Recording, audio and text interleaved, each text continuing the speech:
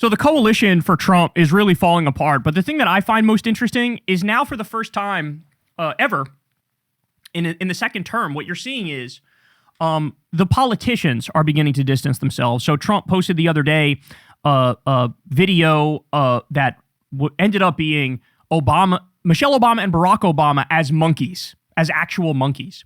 And so like the White House denied it and said it was a staffer that did it. Then they acknowledged Trump did it, but then Trump sort of doubled down on it and said it's whatever.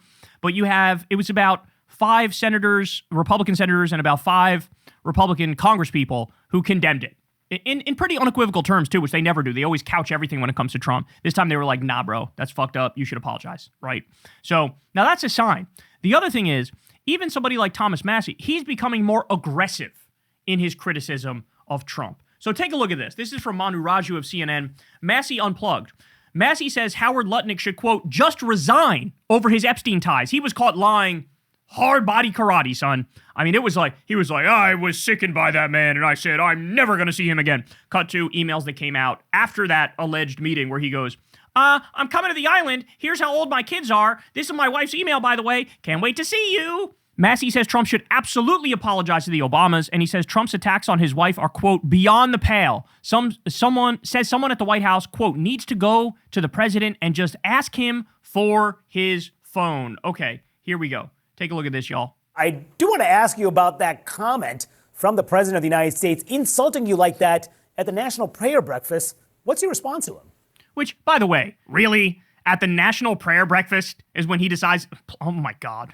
Well, first of all, I'm glad to know I'm in the president's prayers. But second of all, on the internet, some people have suggested that MIT should take my degree away. And my response is, which one should they take away? I have 2 degrees from MIT. And I'm sorry you booked a moron today on your show.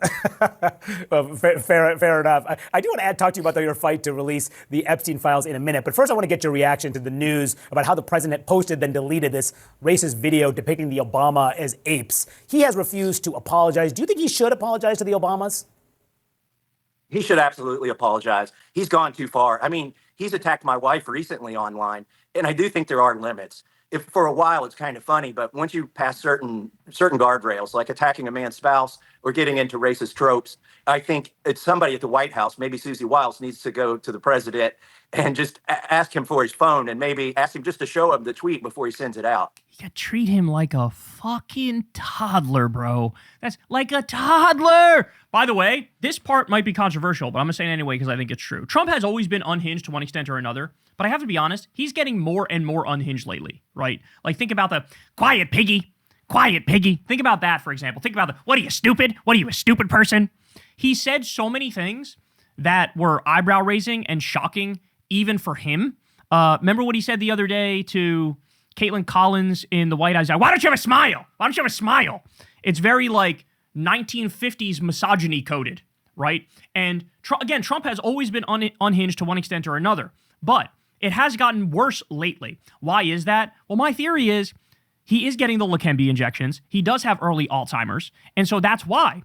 One of the first things that goes is your disinhibition, right? So his dad died at age 86 because he had Alzheimer's. So that means Trump's risk to get it is now 3 to 15 times higher because of that. And you begin the risk at like age 60 or 65. He's nearly fucking 80, okay? He should consider himself lucky he got this far without it being severe already, okay? But we're getting there. We're definitely getting there. So his nephew says he sees signs of it in Trump, the same shit that, his dad died with. The Leqembi injections would happen every 2 weeks. Well, that's coincidentally when Trump always has bruises on one hand or the other. Literally, the first thing to go is your impulse control. So you have behavioral disinhibition, and you like can't control yourself. There's no filter anymore. He already was a low filter guy. Now he's like a no filter guy. Other signs of Alzheimer's are something called confabulation, which is just a fancy way of saying honest lying. So like you'll lie, but you'll be so arrogant and so sure of it.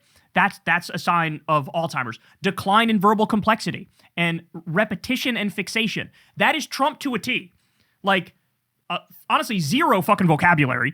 And it's just all the time, repetition, fixation. Sundowning is another one. His days have gotten shorter. They start later, they end earlier, right? And another one is gait abnormalities. He can't walk straight. We've all seen that video of Trump walking for the meeting with Putin, and he's walking on the red carpet, and he keeps like going back, forth, back, forth, back, forth. There's another video of him with a young kid walking down the hallway at the White House. Remember where Trump put up all those goofy pictures, like had the picture of the auto pen for Biden? He's walking and showing this kid it, and he can't walk straight. He's going left, right, left, right, left, right. So I genuinely think a lot of this is because he's gone mentally. He is gone.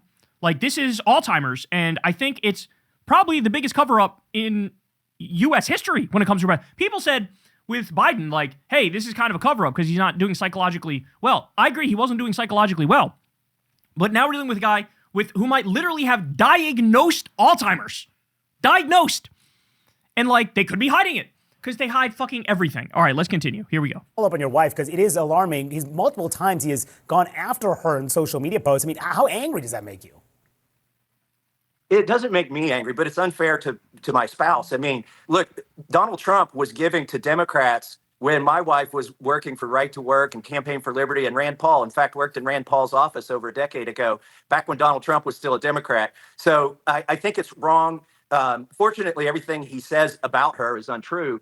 But it's beyond the pale, and people recoil when he goes to those racist tropes or when he attacks spouses. It's just uncalled for. Again, the criticism here is more aggressive and stronger than we've seen to this point. And I think that's a harbinger of things to come. And I think with Trump's approval rating at 36%, and with these special elections coming in where Democrats are blowing out Republicans in like Trump plus 20 districts, people are now waking up. And I think Republicans are beginning to realize, oh, to save my ass politically, I have to break with the Trump regime. They used to think the opposite. They used to think, hey, in order for me to save my ass, I have to go along with everything Trump wants to do. Now they're going, oh shit, I better break with him or I'm Cooksville, dog. I'm donezo. And finally, I want to give you this, because this is what you still deal with, though. With all the groupthink on the right, because ultimately at their core, many of them are just authoritarian, right? It's just go along to get along, fucking lemmings, not independent thinkers. And so here you have the Oldham County Republicans. They cut the mic on Thomas Massie because Thomas Massie dares to say, I don't work for Trump and I don't work for Mike Johnson. I work for you. And watch what happens. You are a congressman. You work not for the Speaker of the House. Okay. I work for you. Welcome to the snake pit, baby. Hell yeah. Literally snatched the microphone from him. You know what's crazy? First of all, I think Thomas Massie, hear me now, quote me later. I think he's going to win his seat.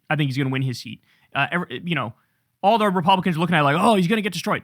Well, just wait. I think he's going to win his seat is point number one. But point number two is they're now all making it so that, in the history books, when this moment is recorded, Massie is going to be one of the only ones that's viewed as like getting a pass historically for actually like breaking with the regime and standing up to the regime and disagreeing with the regime and calling out the regime. He was with Ro Khanna on the Epstein files. And like, it's so crazy. You're going to have, historically, there will be mass condemnation of literally the entire Republican Party. And the only way out to save any integrity is to take a stand right now. Come out right now and say, I fucking condemn this. I disagree on the Epstein files. They're hiding the Epstein files. They're protecting the Epstein class. I disagree with ICE fascism. I disagree with the warmongering and the imperialism. The only way to save your ass from going down as little fucking weasel Nazis, okay, is to come out right now and do a 180. So they're just making the case for Massie themselves by circling the wagons and defending Trump and Trumpism and Moses Mike Johnson, okay? So, wow, absolutely crazy stuff. I'd like them to up the stakes even more. I'd like any Republican criticizing Trump, up it more. Be more aggressive, because you cannot be aggressive enough against this regime, okay? I struggle with it myself. I was sounding the alarm, arguably stronger than anybody, leading up to the election about how much of a menace Trump was, and even I don't think I was hyperbolic enough. I should have been even more extreme in my rhetoric, because look at where the fuck we are now. But now I do think the tides are turning more generally, and that 36% approval rating is going to become like a 32% approval rating, and you just wait. We're looking at a bloodbath coming up in the midterms, and we need to make it too big to rig. Hey y'all, do me a favor and like and subscribe. It helps out big time in the algorithm. Click the bell as well for notifications when videos drop, and watch that video on screen right now. You know you want to.